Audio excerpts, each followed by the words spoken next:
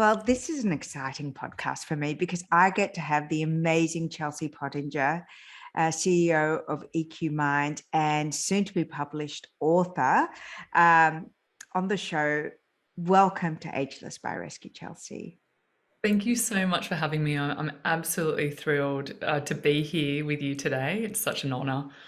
We have such a lot to unpack. And for those of you who have maybe heard of Chelsea before and who are curious about executive coaching and wellness and mindfulness, Chelsea is regarded as one of Australia's top experts in this field. She works with some of the biggest companies, the highest level executives, with her company EQ Minds. I first met Chelsea on a Zoom event with the Estee Lauder Group, and I know that you work with the executive teams there, you work with Google. And I think that the topic that, you and I have discussed and we both feel super passionate about is, in the ageless framework, the new midlife crisis that's been triggered by hustle culture. And I'd love for you to share your story of what happened to you when you hit rock bottom. Yeah, so I know the story of hustle and that constant cycle really, really well. So before I came down to this mental health psychology path in this new career, for 12 years, I was in the corporate world. I was living in Sydney, Rose Bay, and 12-hour days was kind of my vibe, and then at nighttime, it's the alcohol, the glass of wine, the gin to take the edge off the stress while I'm socializing with friends and clients. It's the limited sleep to wake up in the morning to go triathlon training. It's the 3 coffees to get to work. It's that hit of, the pavement pretty hard, and it's that whole rise and grind mentality. Which was rewarded, which was absolutely rewarded. There are that many memes, that are dedicated to the hustle culture and celebrating what's essentially a highway to hell. Absolutely. And I think even like when I was in corporate, we used to honor the CEO, almost like machismo kind of factor, that when they would come in from an international flight at 1 a.m, turn up to work at 6 a.m, like, wow, that's what it takes to get there, to get to the top. What a hard worker. And knowing what I know now, I'm like, wow, that is detrimental to not only their physical health, but their mental health and also your happiness in life. And so for me, had this moment of adversity that after giving birth to our gorgeous little girl called Clara, who's now 7, I suffered something really severe called post-natal depression. And it hit me so hard that I actually ended up in a psychiatric hospital fighting for my life. I was very unwell. I had suicidal ideation. And going from someone who was a high performer into a place of a psych ward, I can tell you right now, there's nothing worse than waking up in a psych ward after giving birth to your firstborn.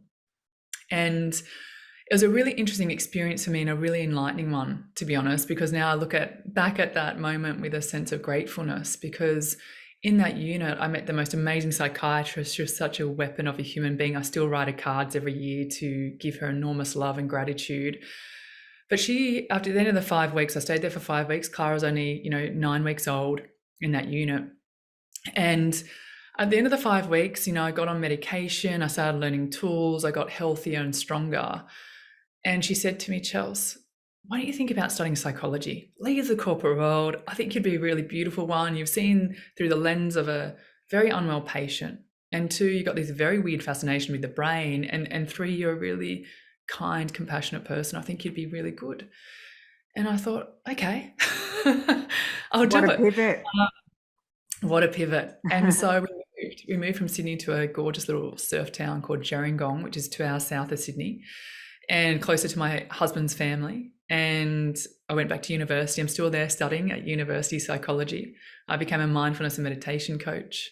And my life now is just, I was always a happy person.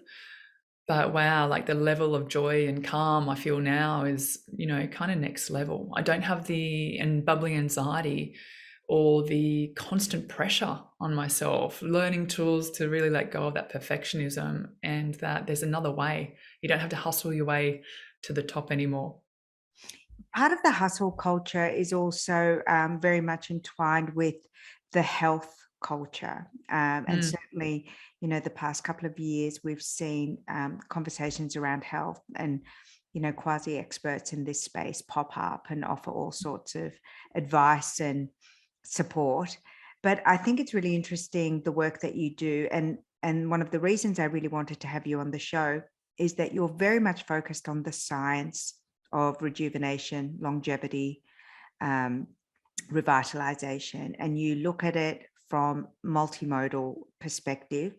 A lot of the work that you do with that, C-suite executive and corporations is around identifying the triggers and also making people understand that cortisol, which is the stress hormone, will not only kill you, but it will age you. It will rob you of life force and can potentially be stopped. And it's one of those things that you can actually modify and claim back. So I want to talk to you first about what you see in your practice at that, whether it's a mid-age or a certain level of success. What are some of the signs of burnout that you see? And then let's talk about the triggers that lead to those burnouts and that spike in cortisol, which is the beginning of the end. So I think there's a few things, like in terms of burnout, and I know my own symptoms when I'm getting burnt out, which will set me on a spiral of a mental health relapse. So I'm very aware of these kinds of things. For me, and you might see this with high performers, is that they get very productive, almost like hyper productive, where they take on more and more, and which sounds great, right? In theory, like imagine, doing your tax while painting your house at the same time. Like that all sounds fantastic. But where it actually gets dangerous is when it can kind of slip into mania and then you are not sleeping because you have got this overactive mind at night time, and then it kind of perpetuates down into this very, very dangerous spiral. Some other things around, what are people saying around you? Like as an Are You OK ambassador, we kind of say, okay, these are the signs and symptoms to look out for, whether it's burnout or for mental health decline. Things like if people are saying, hey, I'm feeling overwhelmed or I'm feeling burnt out, they're kind of signs, or that, you're having those conversations in your mind. Two, what are people doing? Have you been noticing that you're now starting to cancel plans because you don't have the energy, right, to go out and social, which is absolutely fine. I think that's really important to be aware of that and set good boundaries. Are you noticing that you are now drinking more alcohol at nighttime as your coping mechanism? Are you more irritable? Are you noticing that your sleep's getting impacted? Are you midnight snacking? It's just kind of owning this, like what we are unique to each individual. And the other thing to look out for is what's going on in your life. Have you just gone through a divorce? Has someone in your life just got sick? Have you just had a baby? It could be a positive trigger that sets you off. So I think it's a couple of things of being aware and being really educated and empowered to notice what it is for you. And so I know my signs definitely. And I think that's a really important thing, just to go inward and go, well, what is it? What is it when I do feel stressed? Do I get a sty in my eye? Do I get a gastro kind of upset stomach? Do I get eczema? Do I get psoriasis in my hair? Do I get palsy? Like half my face will drop. These are like significant stress signs of going, hang on a second. I need to take a break. I need to probably go on a holiday, right, and have a full reset if you're getting down to those kinds of levels. So I think it's just taking a time, maybe while you're listening to these podcasts, and pausing and going, well, what is it for me? What is kind of my stress trigger? Yeah. It's really interesting that you should say that. And it's funny because I actually haven't talked about this before, but I remember, I think it must have been 7 years ago or 8 years ago now, that I had just gone through a divorce. I had a 3-year-old. I'd just renovated my house. And I'd written a book. Oh and goodness. As I handed in the manuscript to my book, to my publisher, I boarded a plane with my daughter to head to the US. And I literally remember feeling like something in me had like triggered. And I think I had some form of a breakdown. I think it was some kind of like a physical shutdown. And really, the book was the last straw. I was on massive deadlines. I just pushed and pushed and pushed and pushed. And when I got on that plane, I slept. And, I was traveling with a 3-year-old, but I slept the whole way. And not because I'd taken sleeping pills, because I was actually physically exhausted. And then I spent the next 2 years rebuilding my life from the physical to the mental. And you talk a lot about resilience, and you talk about the ability to, once you understand your triggers and once you have a routine in place, that resilience is different things for different people, depending on how you're built and how you're and what state of health you're in. But I definitely have a high threshold for resilience, but I had hit my sub-zero reserves at that point. So similar to what you advocate, I had to get very granular. And I love that in your book, one of the things that you talk about, and I'll get you to expand on it, is the checks, the physical checks that you immediately recommend for everyone. I talk about that a lot, and a lot of the experts that come on the show talk about hormone tests, blood tests. Tell us about the basic tests that you recommend to your clients who are at that super high performer level.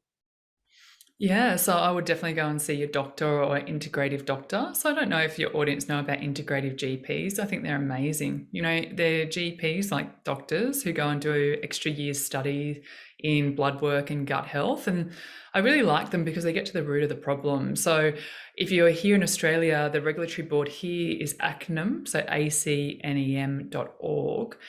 And so getting your bloods checked, I think, is just super vital. Like every year we get our car tuned up. So why aren't we getting our bodies going in for a service as well? So January, that's kind of our time, right? We have an integrative doctor. I see my regular doctor. I speak to my psychiatrist. I speak to my psychologist. I have like this team of experts around me. And I need to make sure my bloods are okay, in terms of to reach my goals for that year. It could be that my body finds it really hard to synthesize iron. So I have to make sure that that's in check, as well as my vitamin D. Now, I eat enough iron-rich foods. I surf nearly every day, but for some reason, my body really struggles with those two things. So every now and again, I might need a vitamin D spray underneath my tongue. I might need to go on an iron supplement for a month. But at least I know that my body then is humming along beautifully throughout the year. Another thing that I do is I get my microbiome checked. Now, for those of you that do like data, there's so much information and research out there. The most eye-opening test of all times. I'll get you to explain it. Yeah, so I would recommend Microba Official, which is where the doctors and scientists are up in Brisbane. And so it's as charming as what it sounds. You have to do a stool test, and they'll send you the kit. And you do a stool test, you send back the sample, and then they analyze what's going on inside your gut in terms of your bacteria. So a lot of people don't know that 90% of our serotonin, which is our happy chemical, is made inside the gut. And 50% of our dopamine, our reward motivation chemical, is also manufactured there. And it's really fascinating, our bacteria has such an influence on our mental health. We have like 15,000 species of different bacteria inside of our gut, which is kind of gross, right? Like on a cellular level, we're actually more bacteria, which is gross, but it's really necessary that we understand that what we feed our body truly, truly matters. And so when you do this sort of diagnostic test, they'll send back a report saying, hey, do you know you have these kind of too many of these kind of bacteria in terms of the baddies? Why don't you eat these kinds of foods for the next month or so? We'll starve those bacteria out and we'll feed up the good stuff. And so I love that. So I do that every year. It'd be a nice Christmas gift for your partner, maybe. So I make everyone do DNA tests. Like that's my Christmas gift for everyone. I do the bloods, I do the microbiome, I do DNA tests, and I encourage everyone to get testing. We know so little about our own dashboard. It's insane. We'll sit in a hairdresser for hours. We'll go to the gym. We'll learn so many different skills, but then we don't actually know what's going on in the biggest kind of organism, which is us. That is so true. That's so interesting. Did you do my DNA? Did you do it through 23andMe? I did 23andMe 10 years ago, And then And I've since had an overlay with a company in Canada called DNA Power. And I've actually interviewed the CEO of that because I absolutely love that company, because exactly as you said, they do a full DNA analysis and then they'll make recommendations based on your genetics, on diet, exercise, sleep, supplementation, which again, like that dashboard is fascinating. It's incredible. that's fantastic. I'm going to check them out. I didn't know about DNA Power, but I am absolutely going to do that test. See, I I've think it's converted another one. the CEO will be there doing lots of happy dances. They it's really interesting, I think, like, and you're absolutely right. I love your terminology then around your dashboard, like what's going on inside your body. And data doesn't lie. That's what I love about science and about data. And, when you're biohacking or checking out what's going on inside of your body. And I did a cheaper alternative called My DNA Life, which is just over the counter. You can pick it up at, any kind of pharmacy. And the same kind of thing. It analyzes your genetic makeup, your DNA. And it will let you know, like in terms of how fast it takes you to recover from a weights workout. Like, what is your collagen like in your skin? Are you likely to, age well? Are you going to need some assistance from Botox? How do you metabolize coffee? Are you a fast metabolizer or a slower one? So then they'll give you recommendations on this is how many coffees you should be having. And if you're sleep impaired, does it impact your DNA? For me, if I don't have a good night's sleep, and that consistently happens for 2 or 3 nights, my mental health goes like burnt, it's done. My husband, his DNA, and the DNA completely, confirms that, the testing. For him, he can actually have a disrupted night's sleep and actually function okay the next day. And you'll know that with your friends, right? Some people just need their sleep and others are kind of like 6 hour and they're just on. But I love that. I'm going to pop that into DNA Power and check that out. Oh, So, that's so great. you talked about, let's talk about hormonal tests, because I'm 48, you're about to turn 41. But the hormone tests aren't just for women or perimenopausal or menopausal. Hormone tests tell you a big story about where you're at, correct? And men need to do it too. I get all my male friends to check their hormones. It is extraordinary how many men are low in testosterone and how revitalized they feel from that one supplementation. And they would die Absolutely. if they ever, at first they're like, no, but yeah, like what a power hormone to up if you need it. Absolutely. Absolutely. And, some men are very active and they lift weights and they do natural ways to elevate their testosterone. They're sleeping over 7 hours a night and they're really active in the gym. Like my husband, I think his testosterone levels are off the charts. I'm like, babe, can you just like dial down your testosterone? I'm like, he's just constantly hitting me up. I'm like, babe, just leave me alone. All right. That's a good But husband to keep. You keep that one. yeah, I know. We've been together for like 22 years. And so he's a great guy, actually. So I think the hormones are really underrated. And I think it's, do you just do your blood test through your doctor to get your hormones checked? Or do you Yes, use I another? do. Yeah, so I have an anti-aging doctor. So I do the full range of hormone tests every year. And then I take prescription DHEA. I take metformin for anti-aging, which is a diabetic medication that I've talked about before, under her supervision, but it regulates blood sugar, it stimulates collagen, it regulates fat burning. The DHEA is all the hormones that I need. I don't do HRT because I find that DHEA is plenty hormone management for me.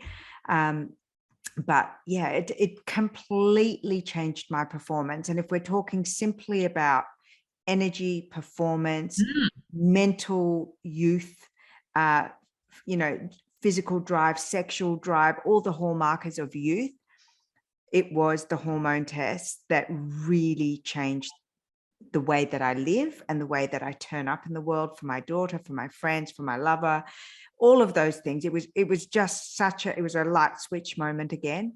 And the blood test really helped me understand where my deficiencies were. So I was able to make modifications to diet. I get vitamin B12 injected when I'm feeling a bit low because I tend to metabolize vitamin B very quickly and I always need it. I get my vitamin D injected because it lasts Mhm. longer, and I already take so many supplements. It was just one less supplement to take. That's incredible. Who's your anti-aging doctor?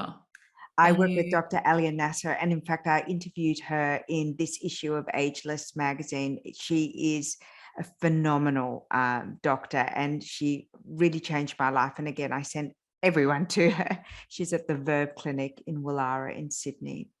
That's amazing. Do you know what's so funny is that her books are going to be full, right? Like in terms of, so I've got an integrative doctor who is phenomenal, but I'm going to go and see your anti-aging doctor as well. And I recommended her at all my keynotes because I see about 5,000 people a week, right, at these keynote events. And I used to speak about her all the time. And then she literally got so booked out, she couldn't see me. And I'm like, hey, I need to come Hey, and see you still. hey, hey. But I think that's just so, so important. And also as we're aging, is that whole, that whole sexual function as well is such a key important It's a component. marker. And It's a youth marker. You know, if you feel it's youthful and vital, if you have a healthy sex drive, if you feel energized to enjoy that aspect of your life, and without the enjoyment and without the energy to enjoy that aspect of your life, the knock-on effects are huge. that's a really, really important conversation. So just for a complete vulnerable share here, so I'm on a medication called Zoloft, which is a SSRI. And my psychiatrist put me on that after giving birth to Clara. I've come off it twice. I've had a relapse twice. So I'll be on this medication probably until I die at 95. And that's okay, right? I'm very high functioning. I sleep really well. I do everything in the toolkit. And this is what I always say to people when you're taking medication. You can't just rely on the medication. And we're It is not like, doctors. We are under the care. And I always like to say this. absolutely, Don't do what I do. Go see the doctors. I'm such an absolutely. advocate for the science. Get your own team of anti-aging, biohacking, life-affirming experts. Yes, absolutely. And I think that's really, really important. Like that's a huge disclaimer is that you must go and see an expert. Like you have to go and see a doctor. Every time I see my psychiatrist, which is once a year, I talk to her about this kind of stuff, right? Because one of the side effects of Zoloft is sexual dysfunction for both genders. And so you'll notice, not everyone, but some people notice whether it's the side effect of a bit of weight gain or whether it's a side effect of sexual dysfunction. So your libido might drop, or you might not be able to orgasm or whatever that is. And I was having a conversation to her about this. For me, and I look a lot at the research because I'm at university, so I'm always looking at PubMed SSRIs because when you're taking something, you want to know everything about it. One nice silver lining of SSRIs is that some of them actually produce more neurogenesis in the hippocampus, in the memory center. And I noticed that on Zoloft. It's like a performance drug for me. I actually have a sharper memory on it. So I like that component of it. But the sexual dysfunction thing is a thing. So I called my psychiatrist last November and I said, it's unacceptable. I'm 40. We need to talk about this and find a solution. So Wellico, which is just a supplement company at David Jones. I take their supplements too. Oh, do you? How good are the Yeah, greens? so good. Yeah. And amazing for your skin too. Amazing for your skin. Like, So I who take would have them. thought Elle Macpherson, what a health entrepreneur. Like, wow. Phenomenal. And I love her product because it's partnered up with a PhD integrative doctor. So Elle's kind of like the Yes, face I've of watched it. her on Zoom and webinar presentations too. Yeah, Yes. she's great. And so November comes around and Willico sends me this gift pack. I've got my greens, but then they send me this libido supplement. So I speak to my psychiatrist. I'm like, before we switch medications, what do you think of this? And she's like, oh, let me go and research it, right? So it doesn't contraindicate with the SSRI I take. She's like, I'm happy with this. Like, go for it and let me know, right? Because if it works for you, I'll tell other patients. And it was great. It really impacted my Chelsea's libido. back. Chelsea was back on good form and now it's sold out. And I think maybe, am I talking about it too much? Like, is his product now selling out? But what my whole thing is that, and to really sort of highlight what you said, you have to speak to your experts. Don't go ingesting products into your body until you go and speak to your expert doctor or your psychiatrist or your psychologist. And also, and this is why I'm interested in seeing your anti-aging doctor, to speak about maybe it is on that hormone check, maybe something's just gone a little bit off, And we off change. kilter. And we change. That's exactly to your point. The fact that you do it like January comes round and you do your whole suite of tests Yes. 365 days, a lot can happen. And certainly I in the past 2 years, we've seen, dramatic changes in stimulus and input and stress. And, our bodies have started to behave differently. mm, It's funny because I speak to a lot of people and they say, a lot of them will say, I feel younger, I look younger. And you say, why? And they go, I did more exercise. I didn't wear makeup. I started meditating, doing mindfulness practices, biohacking things, all those walks that we went on as our only activity. But other people will say, I've aged, 10 years. Why? I fought with my partner the whole time. I drank mm, like a fish. I wasn't sleeping due to stress. So, it's been a really impactful couple of years where it would be really worthwhile to get to know your dashboard. mhm. I love that. I think that needs to be like a quote of yours. Maybe we can make some ageless t-shirts. What do you think? Yeah. Know your dashboard. So That's going back fantastic. to your checklist that's in your book, and I love that you've written a book. Thank God you've written a book, because it's so nice to have a physical thing, or that you can have all of this information and checklists on. Let's talk about what you see when when you have these clients that have come to you at the point of burnout. So we talked about the physical tests and that checklist that you is your go-to, which again I really applaud. I love that you're a mindfulness coach, but you really understand the physical impact of stress, cortisol spikes, life changes, the hustle culture. What are the other things that you maybe some practical tips that you get them to start working on that can help?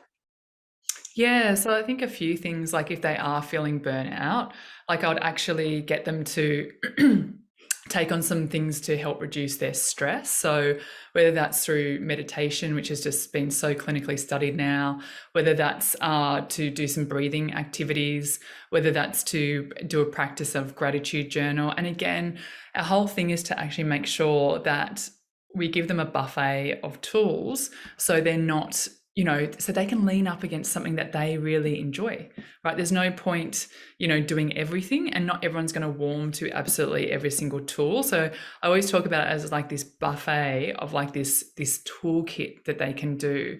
Those kinds of stress management practices. Another couple of things that I get them to do is cut out their triggers. So things like alcohol. Like when I have my mental health, I've had two now, these mental health relapses. And again, the trigger was because I pushed myself too hard. I signed a book deal, similar story to yours, where I actually had it in a really happy time. Like we trained 100,000 people, we bought a house, I signed a book deal, the deadline was too tight, and I relapsed. And the beautiful thing is I now know my signs, so I can act very, very quickly and just own it, right? Like I just called my psychiatrist the next day. I told her what happened. She's like, it's okay. Let's get you straight back onto Zoloft. Let's pause the company for a month and double down on self-care. And two of those things that I'll do straight away when I'm feeling like that is I cut out alcohol and caffeine. Now, when you are stressed and you're burnt out and you're in the trenches, I can guarantee you right now, you don't want to drink alcohol and you don't want to have coffee, because you want to recover. You're in this kind of rehab, right? So you want to recover as quickly as you possibly can to get yourself back on track. Because when you are burnt out or you're feeling like you got nothing left to give, not only do you suffer, but so do the people around you, the people that you love the most in this world, like my daughter Clara and my husband Jay. So I need to recover as quickly as what I know possible. Now, Another you're thing an that athlete, right? You're a former athlete. Do yeah. you think that some of the things that you learned in that professional athletic space have been influential in the way that you see your clients and what you talk about in the research that you're doing? Are some of those performance tools about recovery, resilience, um, understanding your stress triggers, are they, part of your earlier training as an athlete? Yeah, I think, the thing that I loved about playing basketball, and I played at a Division 1 college level, so for Oklahoma, back, when I was 18. That's hardcore in the US. I mean, that's It's you're not big, a it's a big cheerleader deal. turned basketball player. You have to be at a certain level. I've lived in the US. You do. I did high school there, and it's a sport. It's a sport. It's actually wild. So I had the choice of staying here and playing with Melbourne in the WNBL, or I had this opportunity to go to America, and I got a few scholarship offers over there. And I remember turning up, and I was so used to turning up to basketball in Albury, and there'd be like my mum and dad and Lauren Jackson's parents in the stand, and that'd be it, right? Just our parents in the stand. You get to Oklahoma in your first NCAA game, there's like 50,000 people in the grandstand, and you're like, what is And there are going on? scouts in the audience. So you're not just performing for the game, but this is serious. Like there are scouts there. There's sponsorship deals on the table. There's a lot going on. A lot going on. And I give a lot of gratitude to that period of time in my life because it did teach me a lot of stuff. It taught me around, the discipline, that it's all around compounding interest with your health and well-being. It's the little one percenters every single day that build on each other. It's not, we don't turn up to Oklahoma to play basketball and we just train the day before and go on the court the next day. It is like years of training to fine-tune the athletes. It's things like really respecting your sleep and them sharing us with that kind of knowledge that sleep is there for performance, for peak performance, and also for longevity. It's things like stretching your body, which so many people, I wonder how many people stretch. Do you stretch? Like I stretch every day No. at night. I think it's Oh, like built into my brain. yes. From sporting careers and why it's so important we stay limber and flexible as we age. And then it's things like, they were really good on practices like visualization, which I didn't really give much credit to back then. Would have to sit there and visualize the basketball going through the hoop. They didn't really give us a deep dive into the science why that was so effective. But now I'm at university, I'm like, wow, my coaches were onto it. Like where your mind goes, your energy goes there, and your synaptic connections fire. So it's like, okay, well, that's great, right? In terms of goal setting and all those kinds of things. So I'm very grateful for my sporting career. It really helped me out a lot. I think from a resilience point of view as well, like I learned an incredible tool that I now see at university, and it's Carol Dweck's work, but my coach used this with me when I was younger. And I remember, like, this is pre-Oklahoma basketball days, but I remember turning up, I was like 15, and I'm trying out, right, for this state team. And Lauren Jackson's there. So that's kind of the caliber of player, right? Very competitive. I'm like, no pressure, Well, I was right? So going to say, I can't imagine Chelsea Pottinger being kind of like a hobby basketball player. The trajectory of your life does point to overachievement at every point.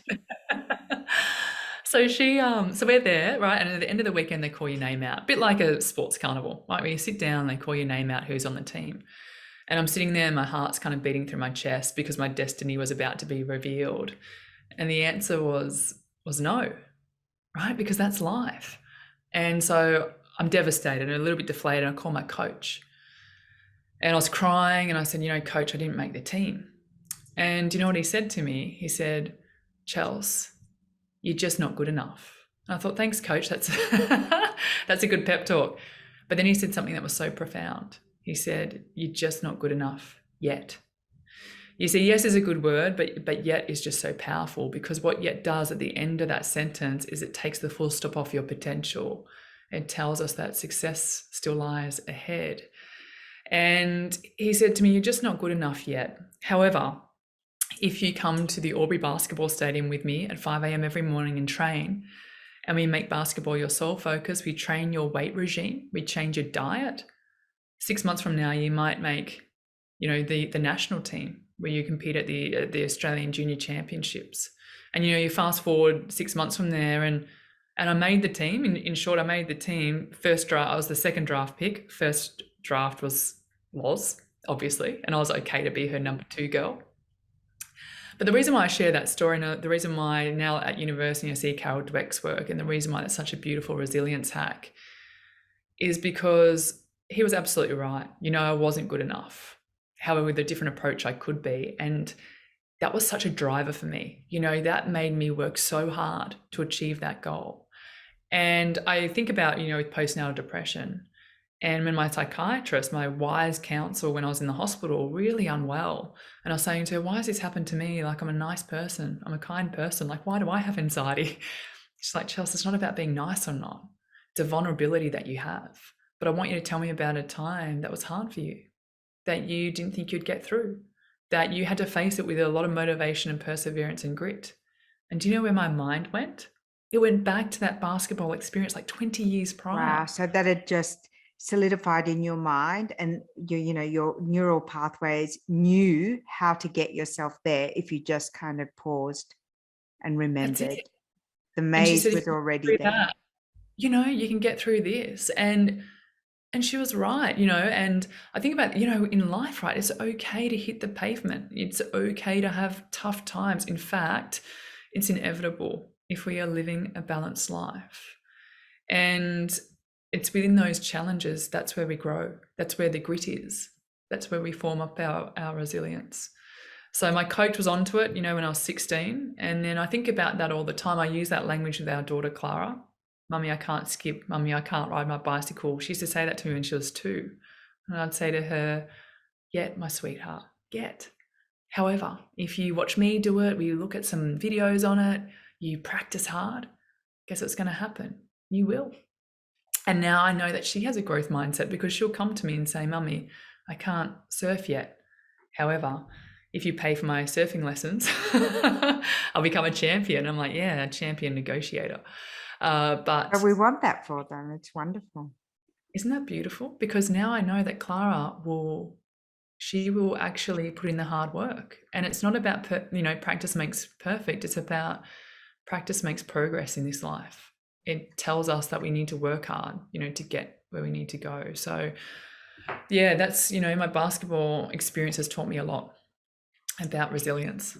So if we were to reframe that in the context of, ageless, so if someone is listening to this podcast and they can identify with some of the triggers of burnout or, a decline in any of the key markers that make them feel vital, healthy, sexy, beautiful. If we applied that framework of, you know, anything is possible, you might not yet be at your peak.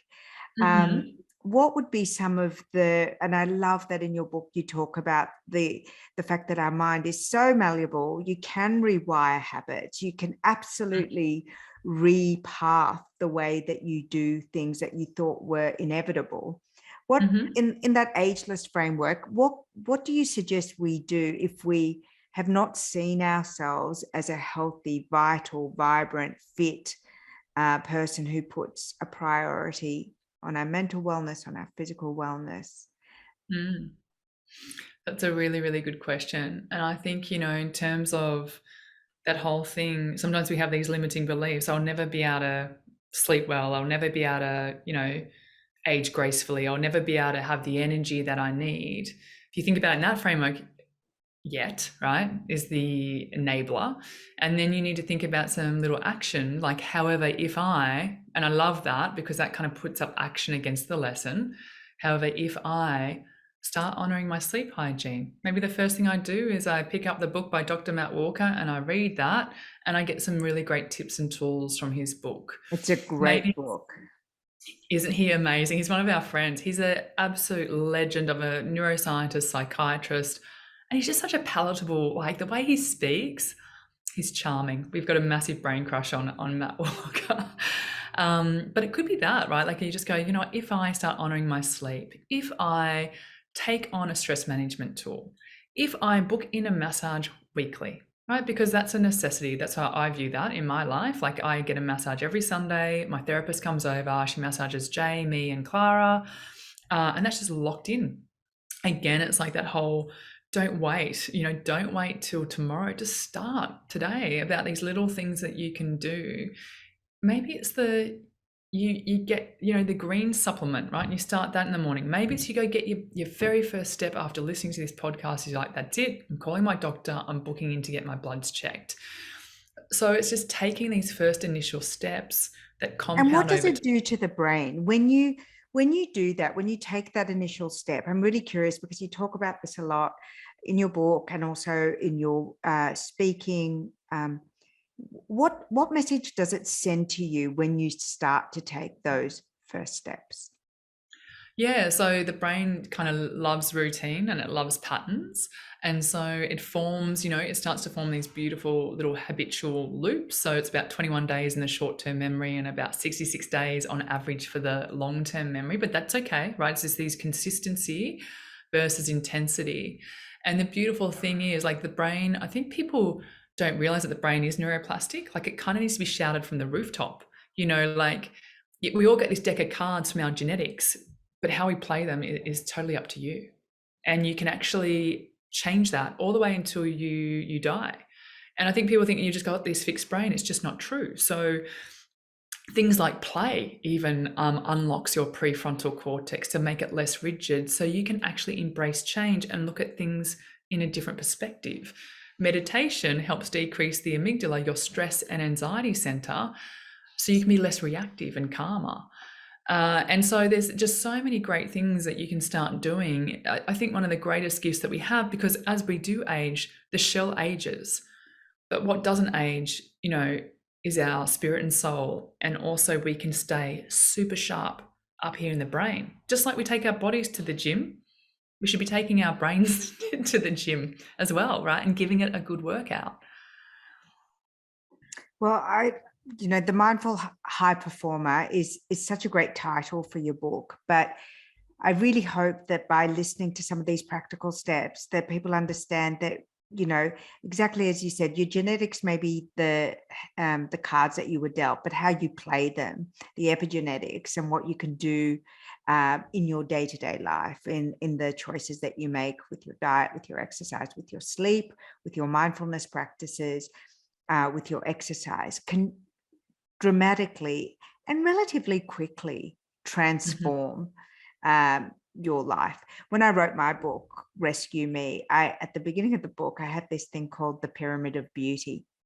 And it's not what it sounds like, because what I kind of did, it was kind of like a play on Maslow's hierarchy of needs. But what I said is that, physical beauty is just the pointy bit. It's the cherry on top. The pillars that make anyone feel beautiful, vital, energized are really the things that we don't see. It's the under the iceberg stuff, like you talked about, a vital relationship, financial wellness and security, health, all these different pillars. And then, the beauty, you always shine most brightly when all of those other aspects of your life are taken care of. And that's what I really try to do with Ageless, is to talk about all the things that make us ageless. And I really want to thank you for the incredible insight that you've brought to this conversation, a really important piece of that ageless puzzle.